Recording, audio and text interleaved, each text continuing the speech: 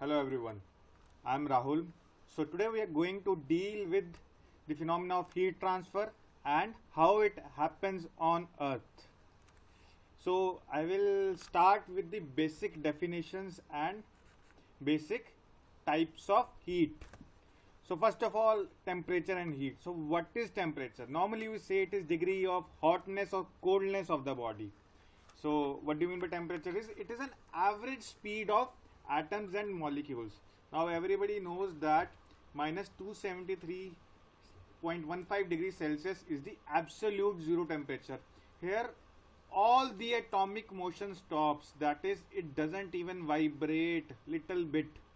So when the temperature increases beyond that, that is above that, minus 270 to 271 like that, so the molecular motion or the atomic motion starts, and the more the temperature, the more atomic motion will be there.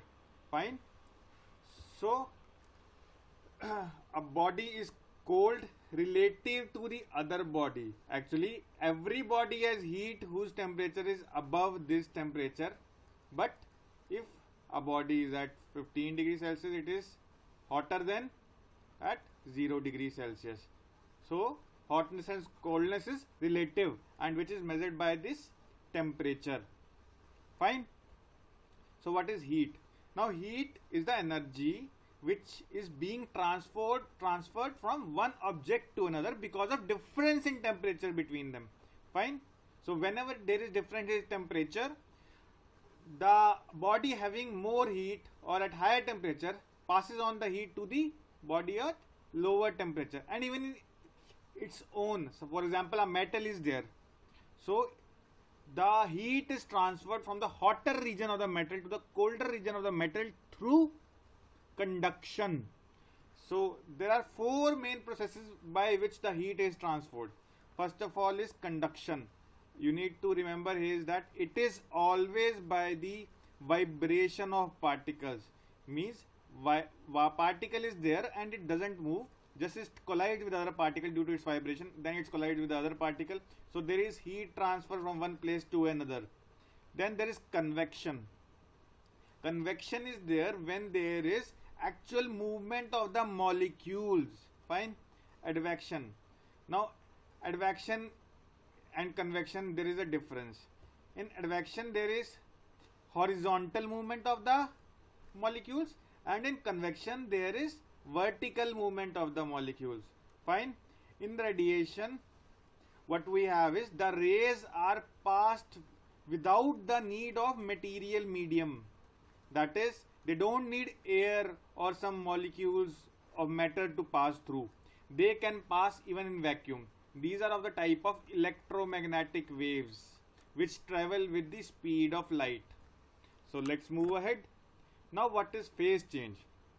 Phase change is transition state, that is a state changes from one form of matter to the other form of matter.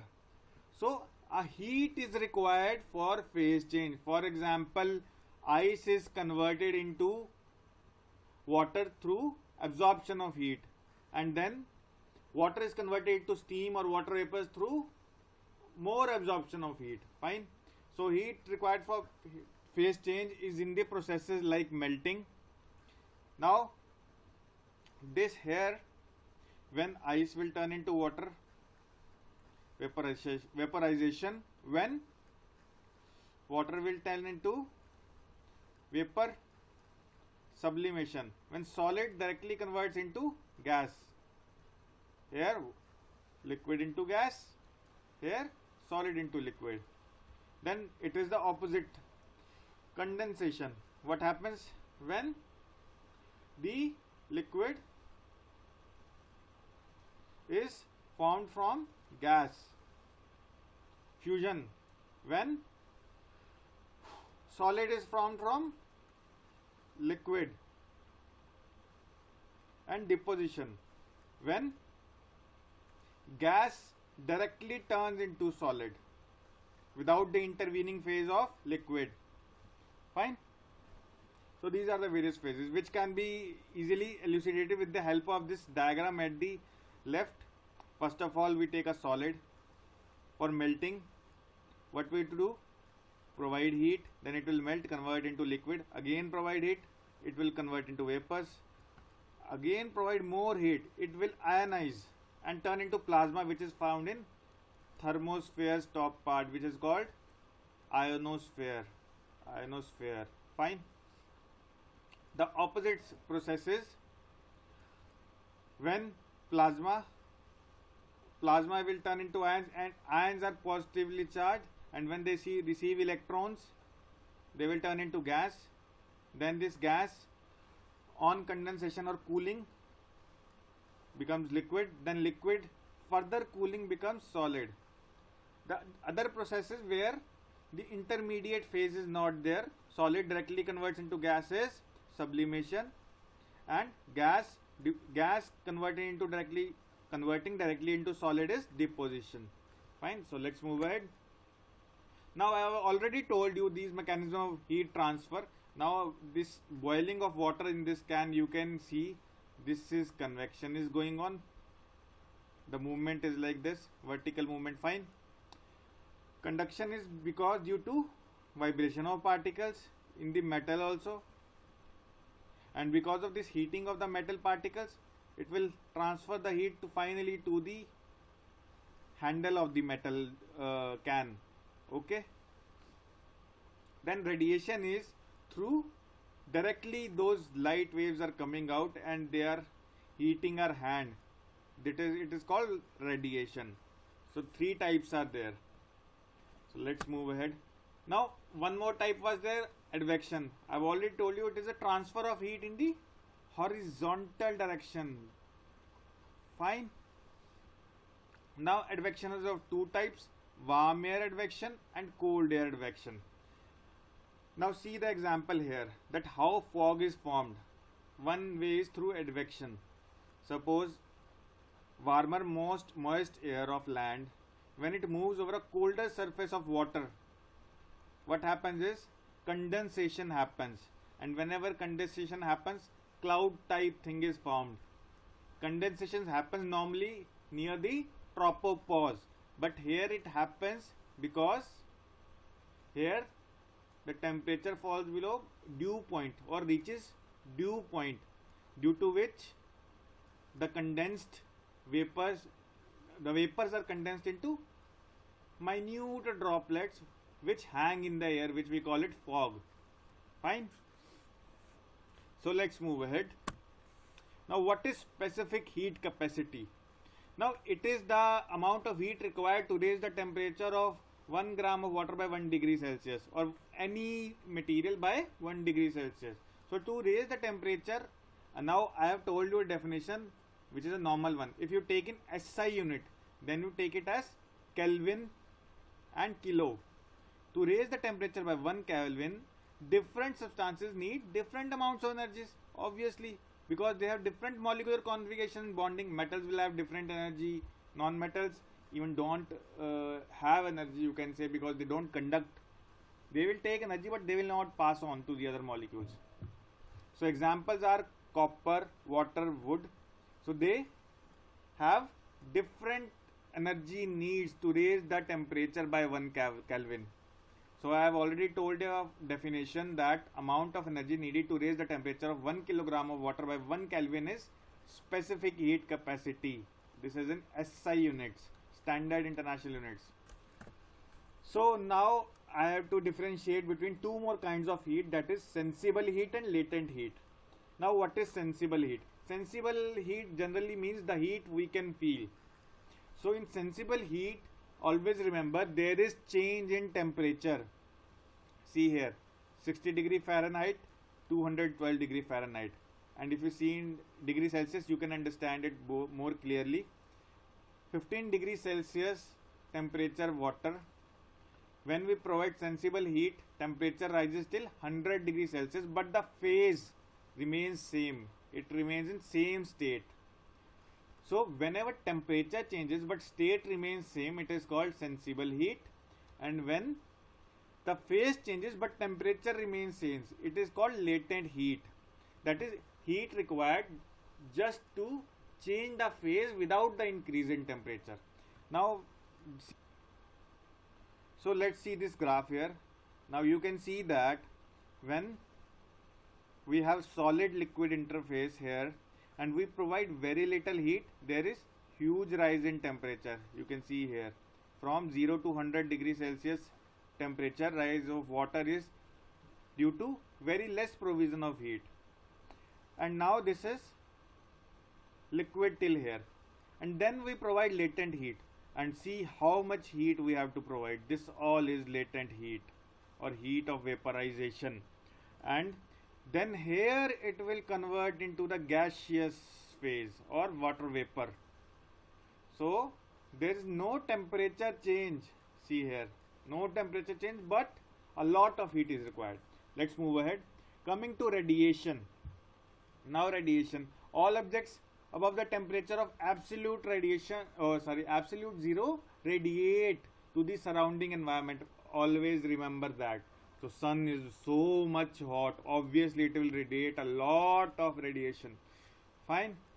So sun radiates radiation and it reaches our earth, that we call electromagnetic spectrum. And we have different kinds of rays in this. Now the visible radiation is between 400 to 700 nanometer. It is called visible because we can see different colors.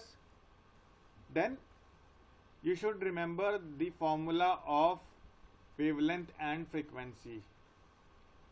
Nu frequency, number of cycles per second, is equal to 1 upon lambda, that is wavelength.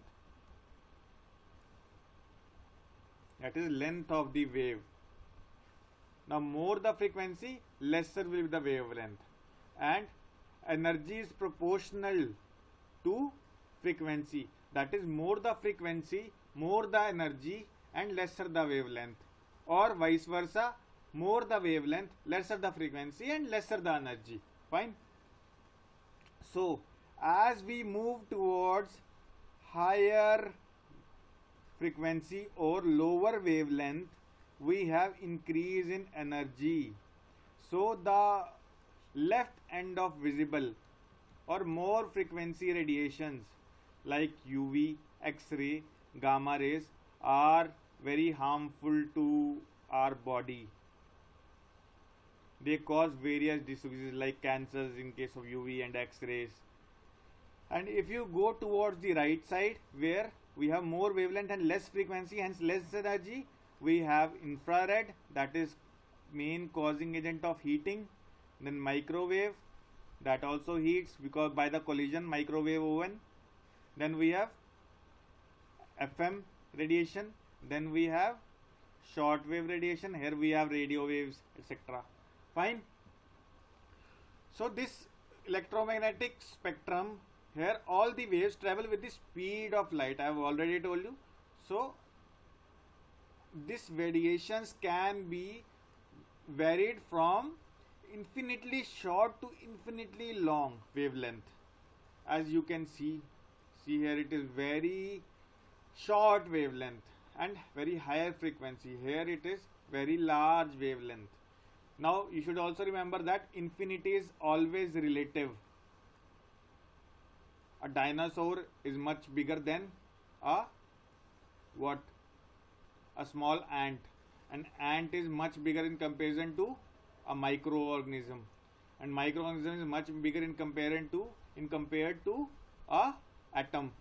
So infinity is always comparative. That's why we use wavelength can vary from infinitely long to infinitely short. Now let's move ahead to insolation. Now insolation, as the word says, it is incoming solar radiation. Now the sun radiates light and heat and then it comes to the earth. It is called incoming solar radiation. Now when it falls on earth, how much heat it provides to a particular area depends upon the duration in which it provides heat and intensity of heat provision. Now we have atmospheric gases over the earth.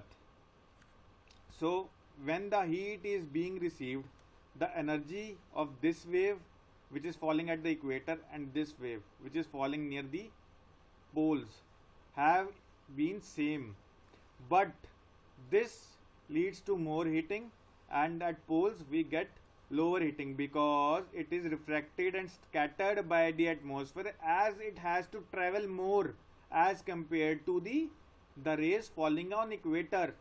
Fine. So more heating occurs on equator and less towards the poles.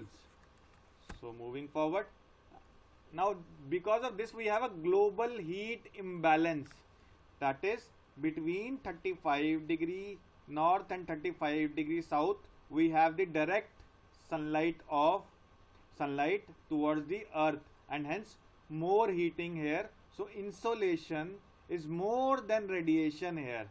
That's why we have a surplus heat zone. And at the poles, that is beyond 35 degrees, not to say poles, but beyond 35 degrees, we have out radiation, that is heat that is being radiated is more than insolation. So what is the thing is, this thing will become progressively cold, and here also, and this area will become progressively hotter. So this causes a problem because the earth will become inhabitable. So this problem has been solved by the two phenomena of atmospheric and oceanic circulations. Now when this heat is received, the heat is transferred by the help of water as well as the air from the hotter areas to the colder areas. Fine. And you know that our earth maintains the average temperature of 15 degrees Celsius. How it is maintained when earth is transparent? If it is receiving the light or and radiation, it should, if it is radiating at the same time, it will neither be hotter nor be colder. That is, it will not absorb heat and hence not lead to this reaching of this temperature. So what earth does is, it absorbs the short wavelength radiation that is coming. Fine. And then over a period of time radiates long wavelength waves, and also greenhouse gases, mainly carbon dioxide, they absorb the heat. So the earth temperature is maintained approximately near 15 degrees Celsius. So this global heat imbalance is inverted or averted by the transfer of heat from heat surplus region to heat deficient regions. And now atmospheric circulations contribute the 80% share of heat transfer, and the oceanic ones do the 20%. Fine. So Earth's heat budget, that is how does Earth manages the heat over a period of time. So as I've already told you that Earth keeps heat with it for some times before radiating it. So amount of heat absorbed is equal to amount of heat radiated, because conservation of law of energy. Okay? So over a period of time this remains same, but not at one instant. Fine. So this is the diagram which is telling you that out of the total radiation or 100% radiation we receive, 50% of direct and diffuse radiation is directly absorbed by land and sea. 5% is back scattered by the atmospheric molecules. 20% is reflected from clouds, and 20% of radiation is absorbed by the atmosphere and clouds, and rest 5% is radiated or reflected from the Earth's surface, whether it is land or sea. So total 5% from this, from the reflection of through land and sea, 20% from clouds, and 5% backscatter. This becomes 30% that is reflected. 20% of this radiation which is absorbed by atmospheric cloud is transferred to other areas and then reflected. Similarly, 50% of direct and diffuse radiation will be reflected over a period of time. This Earth's heat budget I will be dealing comprehensively in the other video. For time being is just for little explanation due to discussing the topic of heat. So source of Earth's energy. Obviously, sun is the source of Earth energy. Sun is the ultimate source of energy of Earth. Everything moves due to the sun's radiation. So solar energy, how it is produced? It is produced by the nuclear fusion, F-U-S-I-O-N, not fission. So nuclear fusion leads to formation of helium and lot of energy. which is released in the form of light and heat. So for each second it has been calculated that 700 million tons of hydrogen is converted into 695 million tons of helium, and there is loss of mass, and this remaining 5 million tons is turned into electromagnetic energy that radiates from sun's surface out into space, and this we receive on earth. And you should also know that the radiative surface of the sun is photosphere and has an average temperature of 5800 kelvins. So from photosphere this 5 million tons of energy is released, and some of little bit of it is received by earth, which is 150 million kilometers away from sun, which is called 1 astronomical unit. Fine. So thank you everyone. Please like, comment and subscribe to www.decipheris.com. Please like our Facebook page.